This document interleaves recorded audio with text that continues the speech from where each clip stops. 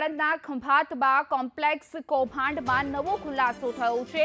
4 કર્મચારી પત્નીઓને દુકાનો ફાળવ્યાનો ઘટસ્ફોટ થયો છે। પૂર્વ પ્રમુખ યોગેશ ઉપાધ્યાય અને સત્તાધીશોનું તરકટ સામે આવ્યું છે। યોગેશ ઉપાધ્યાયની પુત્રવધૂને દુકાન ફાળવ્યાનું ખુલ્યું હતું તો ગેરકાયદે દુકાનો ફાળવતા ઠરાવ રદ કરાયો હતો। ચીફ ઓફિસરને નોટિસ ફટકારતા પુત્રવધૂને વટાણા વેર્યા છે, જેમાં અનેક હવે ખુલાસા થઈ રહ્યા છે। પુત્રવધૂને દુકાન એક ફાળવવામાં આવી હતી, ત્યારબાદ આ 26 દુકાનનો જે ઠરાવ હતો એ રદ કરાયો છે।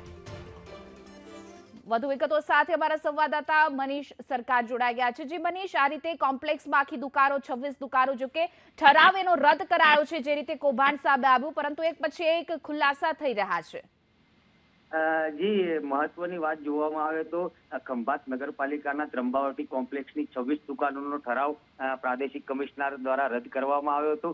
જે બાદ નવો ફણગો ફૂટ્યો હતો, જેમાં પાલિકાના પ્રમુખ તેમજ કારોબારી સભ્યો દ્વારા સરકારી ખુલ્લી જગ્યા કોઈ પણ પ્રકારની મંજૂરી વગર એક ઈસમને ફાળવી, ખાનગી ઈસમને ફાળવી દેતા ખુલાસો થતા જ ખળભળાટ થયો હતો। બીજી તરફ આજે આ બાબતને લઈ ચીફ ઓફિસર દ્વારા પાલિકામાં કામ કરતા પૂર્વ પ્રમુખના પુત્રવધુ પરેશાબેનને નોટિસ આપતા તેઓ દ્વારા પણ નવો ફણગો ફોડવામાં આવ્યો છે। તેઓએ આક્ષેપ કર્યો છે કે મારી સાથે બીજા અન્ય કર્મચારીઓ છે, જેઓની પણ 4 દુકાનો છે, જે કર્મચારીના નામ સાથે તેઓએ લિખિત નોટિસ ચીફ ઓફિસરને આપતા જ ખળભળાટ મચી જવા પામ્યો છે। જી મનીષ, સમગ્ર માહિતી બદલ આપનો આભાર।